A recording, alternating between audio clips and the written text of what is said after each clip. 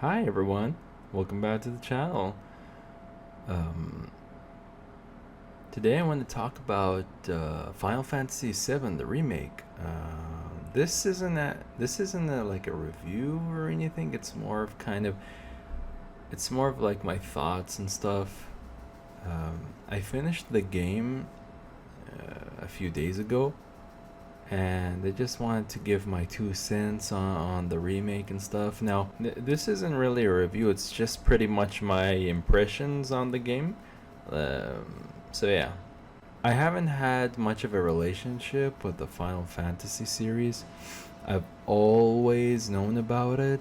Um, I was a bit intimidated to get into the series because I know that it's a JRPG. It's turn based, and back then I wasn't really interested, or the thought of taking turns in combat didn't really much appeal to me. And I know that these games are extremely long.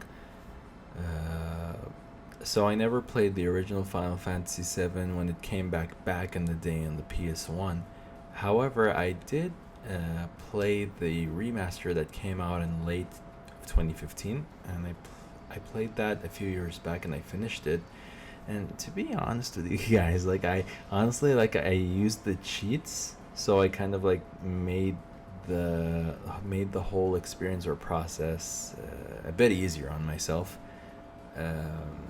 I used the whole speeding up the game. You always have limit breaks. You can't die or whatever.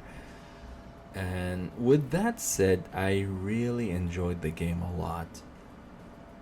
And I remember going through the game and my friends telling me like, "Hey, don't forget to, do this and don't forget to do that because these things are missable." Or what outcome did you get in this situation? So I was like, wow, okay. I was like, wow. I didn't expect. I didn't expect that. Like, Final Fantasy VII would have something like that. You know what I mean? I didn't think that there were choices and different outcomes for certain situations, and then experiencing the game the first time, and then going on the internet and seeing the different outcomes for different situations. So I was really impressed, and not only that, but there was also like instances where the cutscenes would blend seamlessly with the gameplay and things like that. So that just like completely blew me away, even playing it a few years back in 2016. So when I finished the game, I was like, man, that was quite an experience. It was a perfect 10 out of 10 for me, and I really enjoyed the game. It was one time I was out with one of my best buddies, and we were talking about video games and stuff, and I brought up Skyrim for some reason because it's like an RPG, but an action RPG. So he was like, "Dude, by the way, have you played Final Fantasy VII?" I said no, and he was like, "Then throw yourself out of the car right now." So that got me curious. Like, is it that good? Um, like out of the whole series, like seven that good?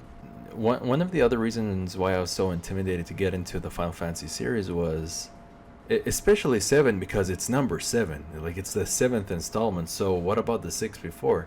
And then I found out that no, that's not the case. Like, each installment is its own kind of universe, unless if they want to like add a sequel to that universe, then it'll be, for example, Final Fantasy VII Crisis Core, or Final Fantasy X, Final Fantasy X 2. So yeah, luckily for me, by the time I finished the original Final Fantasy VII, the remake had already been announced by then. So it was only a matter of time before I got my hands on the remake. And I actually picked up the remake a few. I mean, I bought it digitally, and I started the game, played it through, finished it, and I gotta say, I really enjoyed the game for the most part. The first Final Fantasy game that I played and finished was Final Fantasy VII Crisis Core on the PSP. The reason that Crisis Core was my first Final Fantasy VII was it was more of action RPG, so it was a bit easier for me to get into, and then getting a glimpse of the whole Final Fantasy VII world and universe, and the meeting these characters and exploring the world before the events of Final Fantasy VII, and I really enjoyed that game. And it worked out so well for me because the ending of Crisis Core is the beginning of Final Fantasy VII. So it was like, okay, I just finished Crisis Core, now I can jump into Final Fantasy VII with no knowledge of what happens. And I remember, like, way back in 2006, I actually saw the Final Fantasy VII Advent Children, and if you told me way back in the day, 14 years ago, when I saw the movie, that I would one day play a Final Fantasy VII game with better graphics than the movie that I'm looking at, it, my mind wouldn't be able to comprehend that. I would just, like, probably faint or something. The game is gorgeous. The presentation is well done.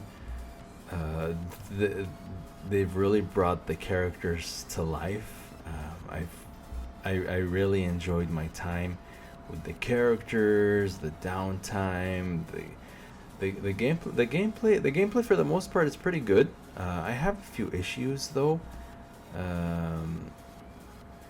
especially when it comes to crowd control. You can get your ass kicked in this game if you just rush in and start hacking and slashing left and right. I found myself a lot of times being on the command menu, charging up that ATB and making sure that everyone has a full ATB gauge. And another point that I have is sometimes I'm not sure which attacks I can block and which attacks I can dodge. And I find myself a lot of times just accepting the fact that I'm gonna receive damage no matter what I do. So I kind of try to set myself up for that and make sure that I have a decent amount of ATB so that I can in turn use healing spells or items in order to assist me in the battle. Another issue that I have with the game is I feel like there are many sections that are padded out. Like they could have just not exactly cut out a particular segment, but just toned down on the unnecessary padding. I found myself wrestling with the camera quite a bit, like especially the lock on. I feel like it's a bit awkward because when you go into combat mode, you can't, like, I don't remember being able to tilt the camera. I think it's kind of like fixed. So when I lock on something, and then I kind of like want to switch the camera, it just locks on someone else, and then the camera just twirls around. So it needs some getting used to. The combat as well, like it needs a little getting used to.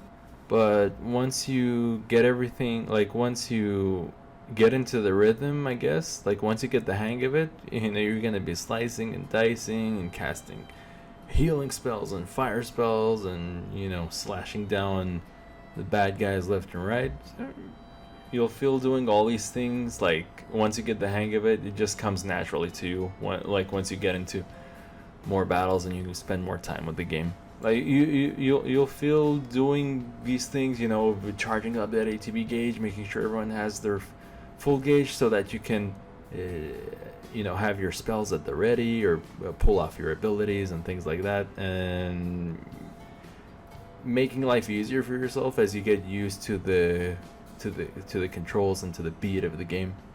Some of the bosses here are like complete damage sponges, and of course, I mean, they're bosses, they're supposed to be that way, but I found myself like a lot of times kind of pulling off the same strategy. I find myself going into these long button mashing sessions and just basically pulling off the same strategies over and over and over again, like rinse, wash, repeat until I beat the boss.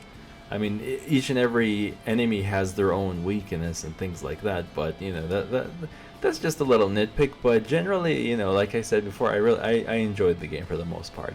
You know, once you overlook those, I mean, once you get past those, it's a pretty much fun experience, and you're gonna have a nice intimate time with it.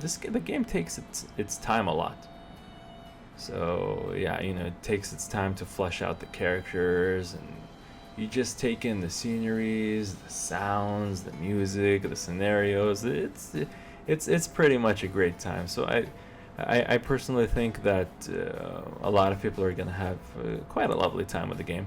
You know, once I reached the end of the game and the credits started rolling, I found myself immediately jumping on back to the remaster, and I played a few hours of that because I was pumped for what's in store for the future, and you know, I can't wait to see what happens in the next installment, and I'll be looking forward to that. Yeah, definitely, I'll definitely be picking up the sequel. Would I recommend this game to a newcomer to the series? Sure, of course, go for it. It's a great game. You're gonna have a good time with it. Would I recommend this game for someone who's played the remake? Of course. I mean, it's